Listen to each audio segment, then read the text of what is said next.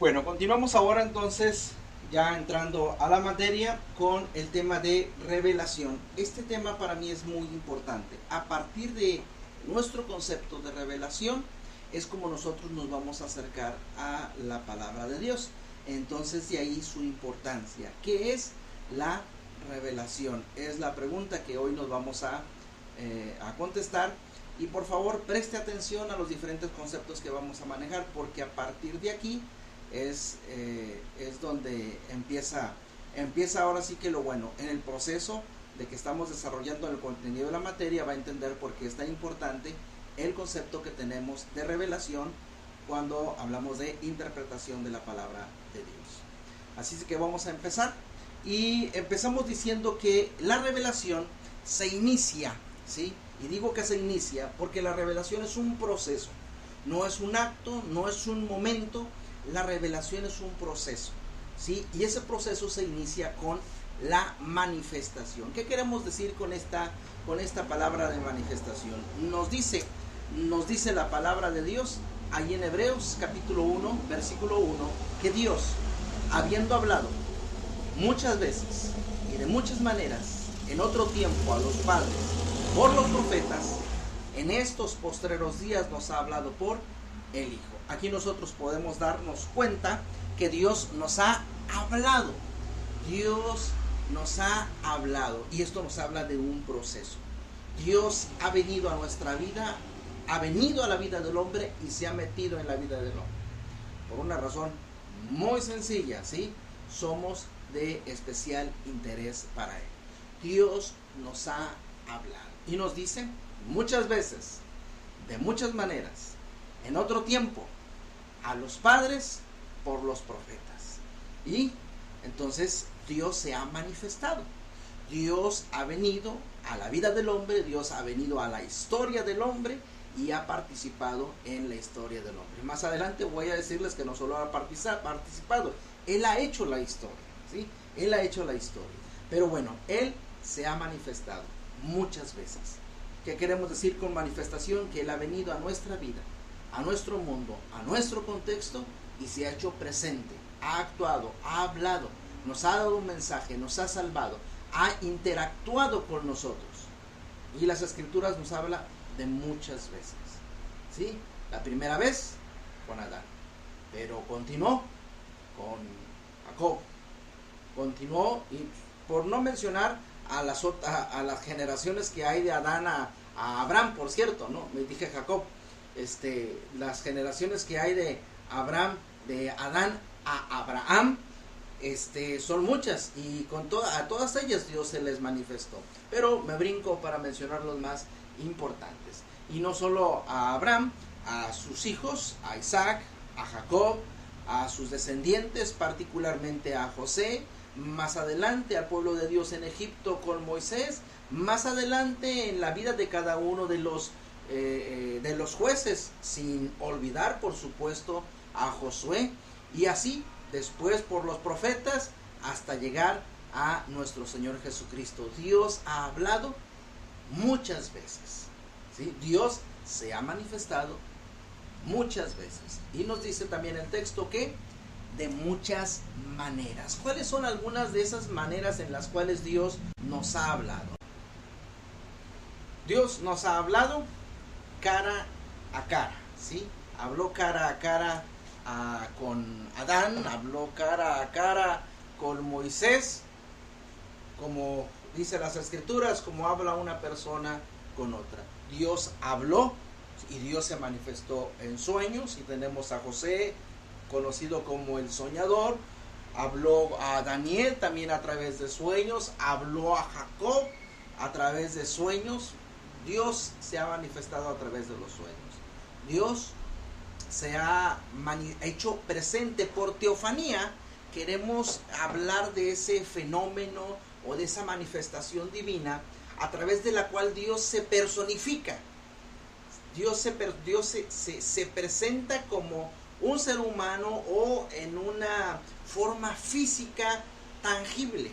Por ejemplo, en Génesis tenemos que Dios se presentó a Abraham y habló también cara a cara.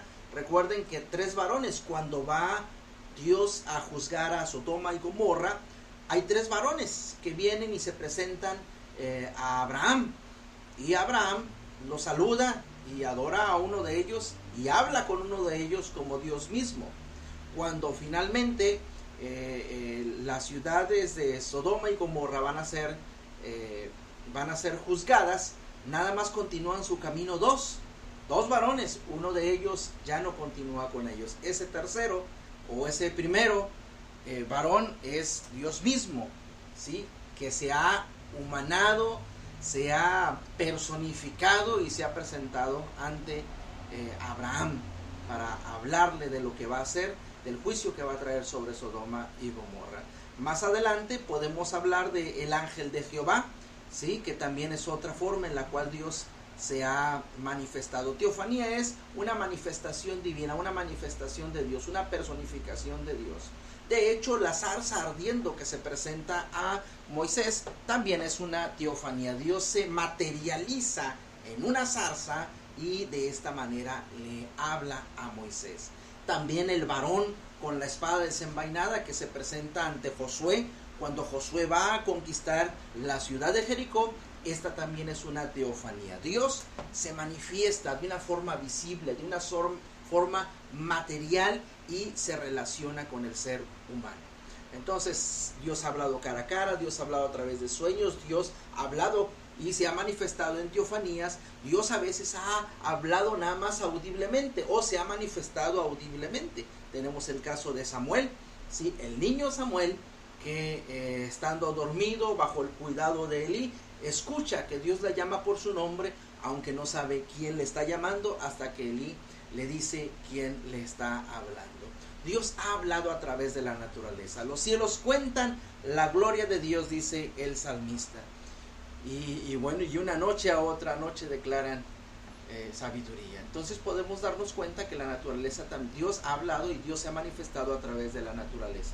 Por cierto, no solo para hablar de su grandeza, también para juzgar. Dios ha dado visiones a sus siervos, ¿sí? Dios ha dado visiones y a través de estas visiones ellos han podido comprender la voluntad de Dios. Por supuesto que Dios se ha manifestado a los profetas y a través de los profetas. Y añado esta última solo como un dato curioso. Dios ha hablado a través del azar, no para invitarles a comprar los billetes de lotería y que participen en los pronósticos ni cosas por el estilo, ¿sí? No, únicamente para hablar de que Dios o decir que Dios se ha manifestado también a través del azar. Es algo curioso. Parte de los indumentaria de los sacerdotes es el urim y el tumim, y estos son unas especies de piedras donde una era un sí y otra era no, y cuando tenían que decir algo, ¿sí? Cuando tenían que decidir algo, preguntaban a Dios, y si era la piedra que representaba el sí, entendían que Dios les estaba hablando y que Dios les estaba dando que sí, diciendo que sí a la pregunta. Y si la piedra que representaba el no salía, entonces ellos entendían que Dios estaba diciendo que. Entonces también era una forma, ¿sí? Cuando veamos Esther, vamos a darnos cuenta que una de las formas a través de las cuales se toman decisiones es precisamente a través de las suertes. La tierra de Canaán es repartida por suerte, ¿sí? Entonces el azar es una forma en la cual Dios expresa también, expresaba su voluntad y Dios se manifestaba. Más adelante hablamos de esto, únicamente como un detalle curioso para hablar de las muchas formas de las cuales Dios se ha venido manifestando. Entonces Dios nos ha hablado, Dios se ha manifestado, Dios ha venido a nuestra vida, ¿sí? Y se ha hecho presente en nuestra vida. Este es el primer paso en el proceso de la revelación, ¿sí? Revelación es el proceso a través del cual Dios se da a conocer. Y manifestación es esa parte de la revelación en la cual Dios se hace presente en la vida del hombre. Continuamos con la inspiración. La inspiración es la segunda parte, o no quiero enumerarlas ni quiero enfatizar en un orden específico, pero es esa parte de la revelación a través de la cual Dios dirige a su pueblo, Dios dirige a sus siervos para que pongan por escrito su palabra, su voluntad. ¿Sí? Inspiración es el paso de la revelación, a través del cual el Espíritu Santo guía a los siervos de Dios para poner por escrito su voluntad. ¿Y cómo lo hace? ¿Cómo lo hace? Bueno, el Espíritu Santo viene a la vida de las personas y las guía, ¿sí? Las guía. Aquí, por cierto, van a tener una tarea, ¿sí? En la página que al final voy a estarles proporcionando, hay un material que conoce así como teorías de la inspiración. Por favor, van a leer ese material. ¿Sí? Primer trabajo de lectura. Por favor, lea el material de pruebas de la inspiración, teorías de la inspiración, y me hace un breve resumen de ese material. Y cuando digo breve resumen, estoy esperando que de cada una de las teorías usted las ponga en sus propias palabras. Por favor, en sus propias palabras. Para mí va a ser muy sencillo saber si usted nada más copió y pegó. ¿Por qué? Pues porque el texto yo ya lo tengo. Yo se los estoy dando, ¿sí? Entonces, no cometa el error de copiar y pegar. Lea cada uno de los conceptos y en una sola oración, en una sola frase, 2 o 3 si quiere, pero brevemente escriba en qué consiste cada una de estas teorías de la inspiración. ¿Ok? Eso como tarea de lectura, y el material lo va a encontrar en la página que les voy a estar proporcionando más adelante. ¿Sale? Entonces, es el paso a través del cual la inspiración, el paso a través del cual Dios dirige a sus siervos para que escriban su voluntad. ¿Y qué relación tiene la inspiración con la manifestación? Miren, nos dice la palabra de Dios que Moisés estuvo en el monte Sinaí con Dios, ¿sí? Estuvo por 40 días y 40 noches. Imagine usted todo lo que Dios le dijo a Moisés, ¿sí? ¿Usted cree que todo lo que Dios le dijo a Moisés lo escribió? Y la respuesta que espero es no. No es posible. No nos dice cada palabra, no nos dice cada detalle. No nos dice cada detalle de lo que Dios le cuenta durante 40 días y 40 noches. Le voy a demostrar que Moisés no pudo escribir todo, ¿sí?, lo que sucedió durante 40 días y 40 noches. Y de una forma muy sencilla se lo voy a demostrar. Resulta que si nosotros leemos la Biblia, ¿sí?, y empezamos a leerla desde Génesis y terminamos el Apocalipsis, y leemos la Biblia de forma continua, de forma corrida, ¿sabe cuántas horas necesitamos nosotros para leerla? Si la leemos así, de una sentada, leyendo a una velocidad normal, ¿sí?, leyendo a una velocidad normal, nosotros podemos leer la Biblia en 80 horas. Y si no, haga la prueba. Haga la prueba. 80 horas. Sí, vamos a redondear esto. Esto nos da menos de 4 días. Pero vamos a hacerlo en 4 días. ¿Sí? Porque recuerden, en 4 días son 96 horas. Entonces, vamos a suponer que nos tardamos 96 horas en leer la Biblia. Si la leemos, y si quiere hacer la prueba, empiece a leerla. Eso es lo que necesitamos para leer la Biblia. Si la leemos corrido, leyendo a una velocidad normal. Hay personas que leen más rápido y hay personas que han estudiado algunos métodos de lectura y de una forma muy rápida van leyendo la Biblia. Pero personas normales como usted y como yo, tardamos 80 horas. Vamos a poner 96. Eso nos da 4 días. Y resulta toda la Biblia. Y resulta que Moisés nada más escribió 5 libros. Que aproximadamente esos libros los estaríamos leyendo, si fuese a 3 horas por libro, estaríamos leyéndolo en 15 horas, 20 horas.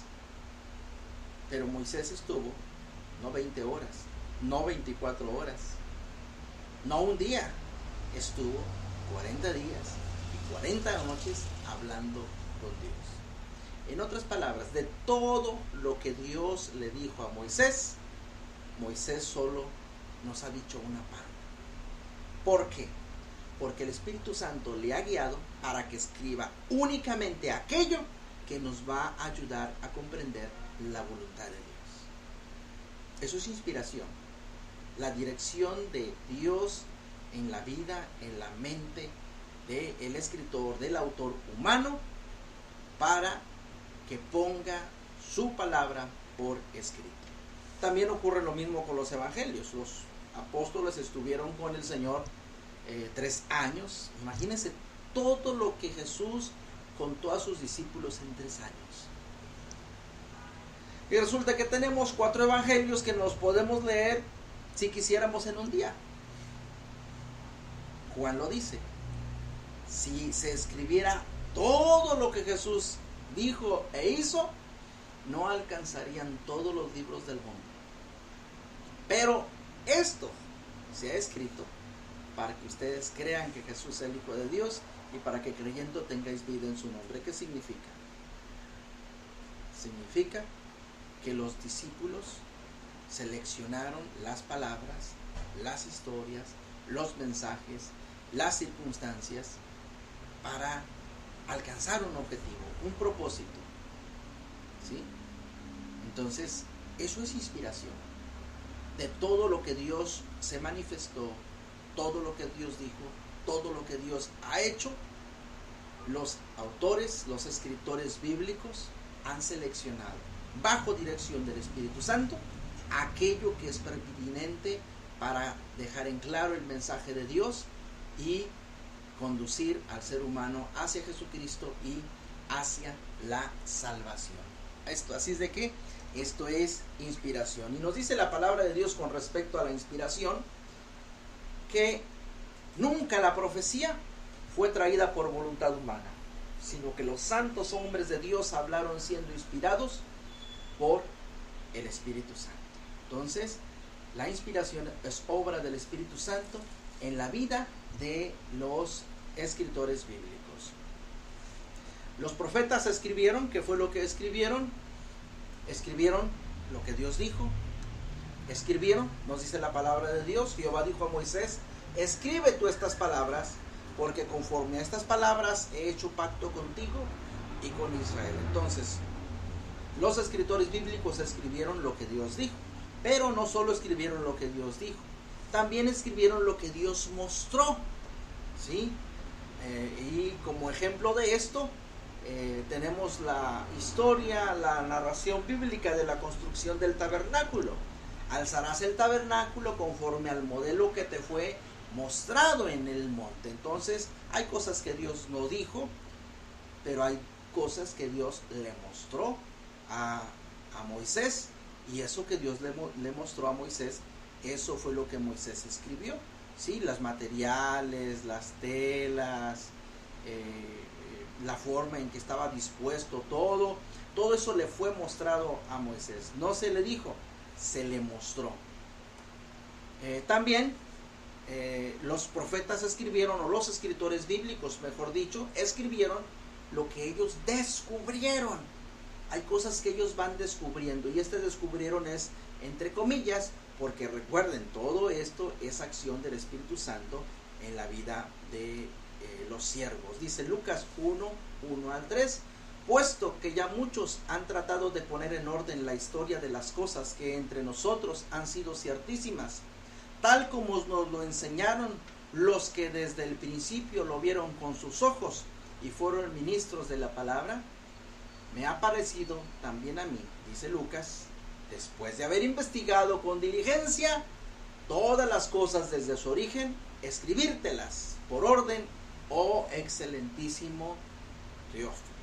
¿Qué nos dice aquí Lucas? Que él se ha dado a la tarea de investigar.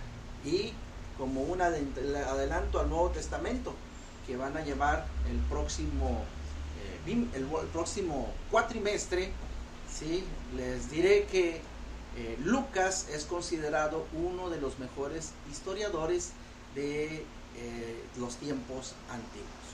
Uno de los mejores. ¿Por qué? Porque hace una investigación muy fiel, muy detallada acerca de lo que ha sucedido. Así es de que, ¿qué es lo que él hizo? Le contaron muchas cosas, le enseñaron muchas cosas, pero como había muchas personas hablando, muchas personas enseñando, no todas ellas autorizadas, es decir, los apóstoles hablaban, dejaban mensaje, daban su palabra, enseñaban, daban su testimonio, pero había muchos otros maestros y algunos de ellos no habían estado tan cerca del Señor como los discípulos. Entonces había muchas historias, muchos evangelios. Actualmente han escuchado ustedes del evangelio de Lucas, del evangelio de Tomás y el revuelo que han sacado, ¿sí? Y estos son dos ejemplos de tantas historias que circulaban en aquellos tiempos. Y entonces Lucas decide investigar, hacer un trabajo de investigación. ¿Y qué tenemos? El evangelio de Lucas y el libro de los Hechos es un resultado de los descubrimientos que Lucas está haciendo. Así que Dios dirige a Lucas en esa investigación para que ponga por escrito todo aquello que es cierto y que tiene que ver con el Señor. Así es de que también ellos escribieron lo que descubrieron, pero también escribieron lo que ellos entendieron. Y nuevamente entendieron entre comillas, porque el Espíritu Santo es quien les va revelando las cosas. Así tenemos en Efesios 3, 4 al 6, leyendo lo cual podéis entender cuál sea mi conocimiento en el misterio de Cristo, misterio que en otras generaciones no se dio a conocer a los hijos de los hombres, como ahora es revelado a sus santos apóstoles y profetas por el Espíritu, que los gentiles son coherederos y miembros del mismo cuerpo y copartícipes de la promesa en Cristo Jesús por medio del Evangelio. Aquí el apóstol Pablo les está diciendo a los efesios, a la iglesia de Éfeso, que él tiene un conocimiento muy especial, muy particular del misterio de Cristo, que por cierto, misterio que otras generaciones no pudieron conocer o comprender. ¿Y cuál es ese misterio? Que ahora los gentiles son coherederos y miembros del mismo cuerpo. ¿Ya? Que la humanidad es una en Jesucristo. Este es el misterio que él ha comprendido. Misterio que ha quedado oculto a las generaciones anteriores. Y no es que Dios no lo haya revelado, quiero anticipar, pero esto quedó velado para las generaciones anteriores, no lo pudieron comprender. Les costó a la misma iglesia del Señor, les costó trabajo comprender que Dios había abierto el reino de los cielos para toda la humanidad. Fue algo que les costó trabajo aprender y aceptar. Pero el apóstol Pablo, para él es un descubrimiento que él hace, ¿sí? Una revelación que él tiene del Señor de una forma en particular. Así es de que ellos escribieron entonces lo que entendieron. Por cierto, cuando en los evangelios encontramos esto sucedió para que se cumpliese lo dicho por el profeta, es otra forma en la cual ellos van entendiendo. Ellos están viviendo con Jesucristo y les va cayendo el 20. ¿Sí? Les va cayendo el 20. La palabra de Dios dice esto. ¿Sí? Y así es como algunos no lo entendieron en el momento en que sucedió. Lo entendieron hasta después.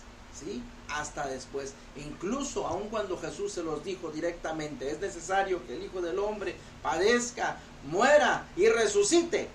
Ellos se quedaron en que padeciera y que muriera, pero no les cayó el 20 de la resurrección. No comprendieron que iba a resucitar hasta que Jesús resucita. Entonces hay cosas que fueron entendiendo. Que por cierto está mal escrito ahí dice los que ellos entendieron. Una disculpa por la falta de ortografía, es entendieron. Y bien, volviendo a la inspiración, o continuando con este tema de la inspiración, los profetas escribieron de acuerdo a su experiencia, conocimiento, perspectiva, circunstancia y propósito particular. Cuando digo profetas me refiero a los escritores bíblicos, y todos los escritores bíblicos escriben desde su experiencia particular como ser humano. Son, hablando de la Biblia, cerca de 40 autores distintos. La Biblia es escrito en un lapso de 1500 años, y muchos de sus autores o escritores no se conocen, ¿sí? Y tienen una experiencia distinta. Hay pastores, hay agricultores, hay estadistas, hay reyes, hay sacerdotes, hay carpinteros, hay cobradores de impuestos.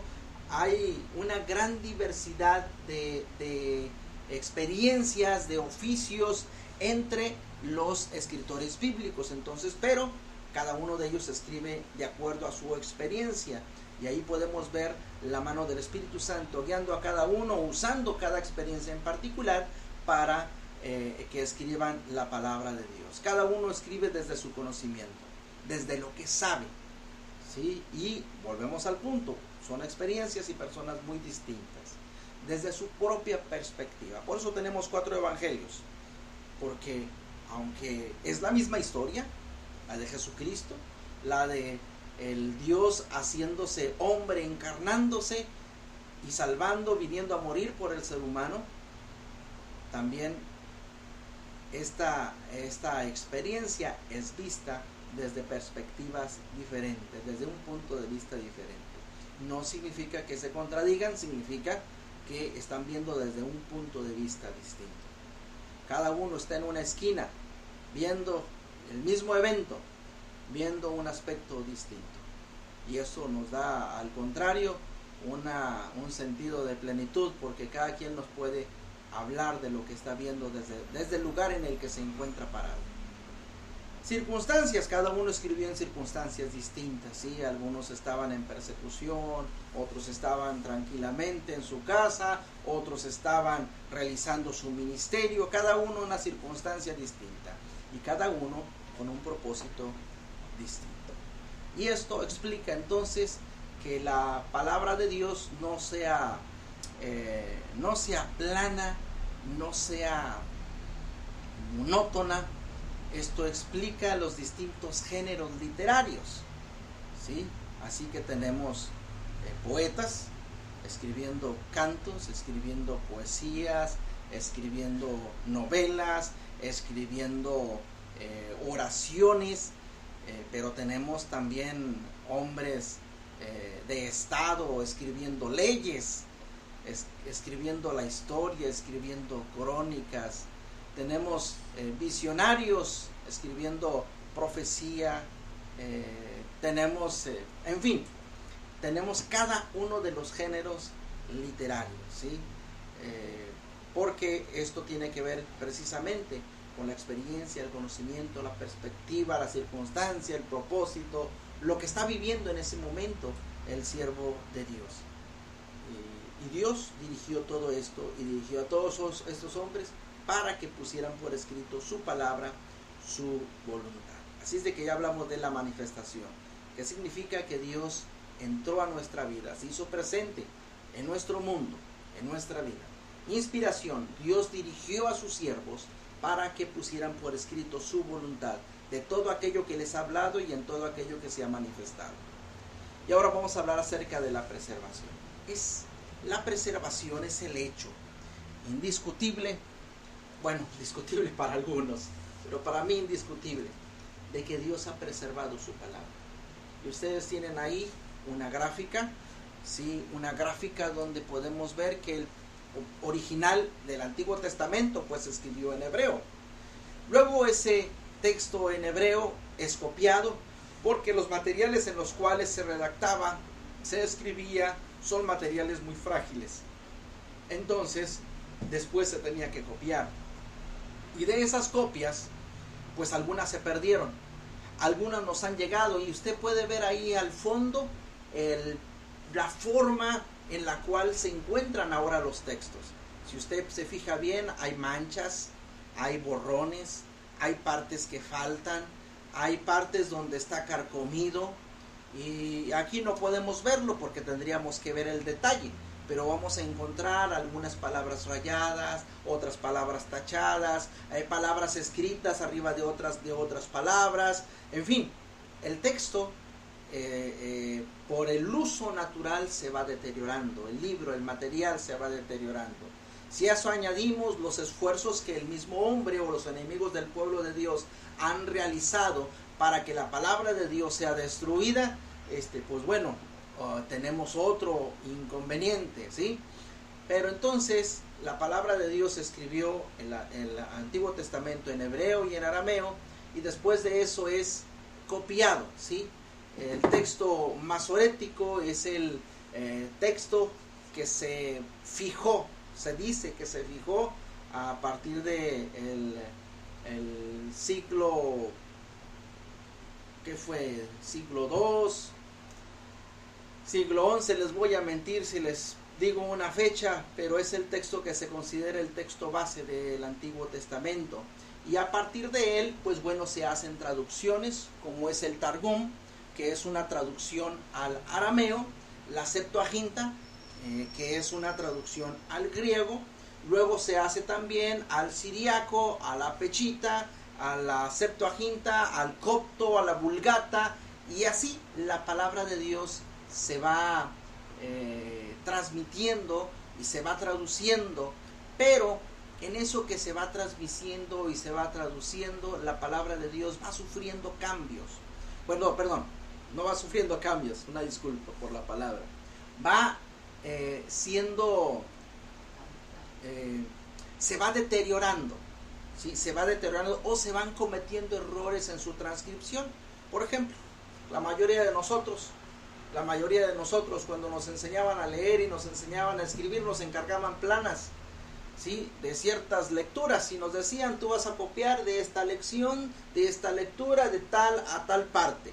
Y ahí estamos nosotros escribiendo, ¿sí? Ahí estamos nosotros, escribe y escribe, copia y copia y copia. Pero ya cuando estábamos cansados, ya cuando estábamos enfadados, ya cuando nos queríamos terminar rápido, ya no leíamos. Copiábamos mecánicamente lo que veíamos, pero en esa copia mecánica cometíamos errores. Errores como duplicar palabras.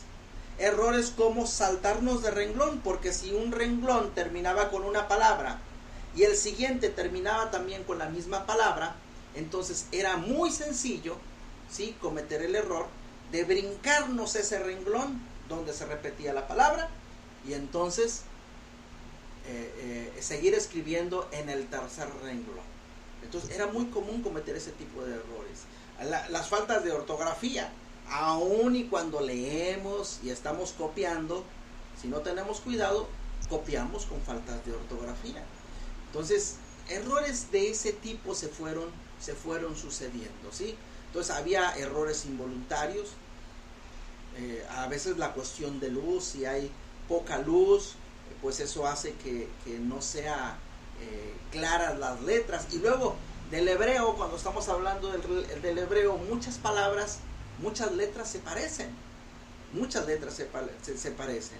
A todo esto, para aprovechar el espacio, porque el material es escaso, el material es caro. Cuando se escribe el Antiguo Testamento, se escribe las letras, las palabras pegadas, es decir, no hay espacio entre palabra y palabra, sino que se escriben juntas para poder ahorrar espacio. ¿sí? Y aprovechar el material que se tiene disponible. Entonces, esto da lugar a que se cometan errores en la transcripción de la palabra de Dios. Esto da lugar a errores que posteriormente da por resultado que haya miles de manuscritos del Antiguo y del Nuevo Testamento, todos diferentes entre sí. Y ojo, no se asuste con esto. No se asuste con esto. No tengo aquí este material. En la siguiente presentación, ya cuando entremos en materia, vamos a hablar de una disciplina bíblica que se conoce como crítica textual, que nos ayuda en la reconstrucción de las escrituras. Pero bueno, ¿a dónde queremos llegar con la preservación? Con preservación queremos decir que es el hecho de que Dios ha cuidado que su palabra llegue a nosotros con integridad. A pesar, como les decía, de los esfuerzos de los enemigos del pueblo de Dios de destruir la palabra de Dios, esta ha llegado a nuestro tiempo y ha llegado con integridad. Y no solo eso, ¿sí?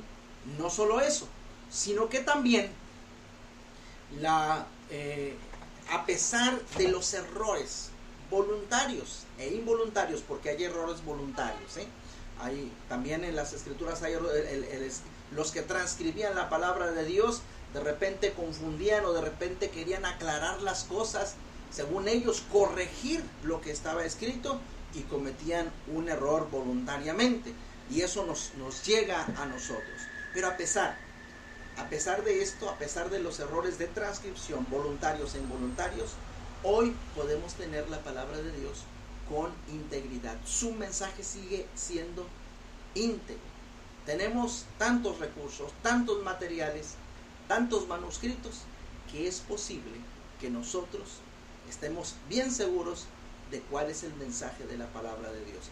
Dios ha preservado su palabra. Y en tercer lugar, el último punto tiene que ver con iluminación.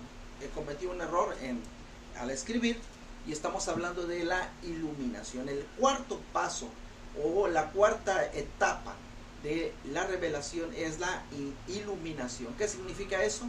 Que Dios nos muestra, nos revela, nos ilumina, aclara nuestro entendimiento y nuestro corazón acerca de lo que quiere decir en su palabra. ¿Sí? Es imposible comprender la palabra de Dios si Dios mismo no nos revela su significado. Y eso se conoce como iluminación. Recordamos aquella historia de aquel hombre. El libro de los Hechos nos habla de Hechos capítulo 8, aquel hombre etíope que va leyendo las escrituras, pero no las entiende. ¿Sí? Y cuando Felipe se acerca a él, porque el Espíritu Santo le ha dicho que se acerque a él, y le pregunta, ¿entiendes lo que lees? Y él dice, pues ¿cómo voy a entender si no hay quien me explique? Y entonces Felipe le explica las escrituras, y ese hombre llega a conocer a Jesucristo como su Señor y Salvador. Llega a ser un testigo de Jesucristo allá en sus tierras, donde más adelante el Evangelio se desarrollaría. Pero, ¿qué fue lo que sucedió? Pues sucedió que el Espíritu Santo le iluminó a través de la enseñanza, a través de la explicación que Felipe le hace de las escrituras. Así que Dios nos va a aclarar el significado de su palabra, y de esta manera nos va a dar a conocer su voluntad para nosotros. De esta manera se va a dar a conocer de una manera personal a nosotros. Dios nos ilumina. Entonces, este concepto de revelación es importante que nosotros lo entendamos. ¿Por qué? Porque si nosotros no tenemos un concepto adecuado de revelación, con todo lo que implica manifestación, inspiración, preservación e iluminación, entonces nosotros estamos expuestos a cometer errores en la interpretación de la palabra de Dios. De hecho, vamos a ir revisando esto. De repente usted va a chocar con algunos conceptos que voy a manejar, y algunos de esos choques tienen que ver precisamente porque tiene un concepto inadecuado de revelación. ¿Sí? Por favor, revise esto y esté abierto a cambiar, ¿sí? Esté abierto a comprender cómo Dios se ha ido revelando en nuestra vida y para nuestro bien. Bien, no olvide la tarea. La tarea es leer esta lectura de teorías de la inspiración y hacer un resumen en sus propias palabras de cada una de estas teorías. En sus propias palabras, por favor. Esto es muy importante. No se trata de que copie y pegue. Yo no necesito esta información. Yo ya la tengo. Yo se las estoy dando. Lo que quiero es que en sus propias palabras lo escriban. ¿Por qué en sus propias palabras? Porque si lo pueden escribir en sus propias palabras, significa que lo han comprendido. Si no pueden ponerlo en sus propias palabras, no han entendido los conceptos. ¿Sí? Entonces, por favor, no olvide esta tarea.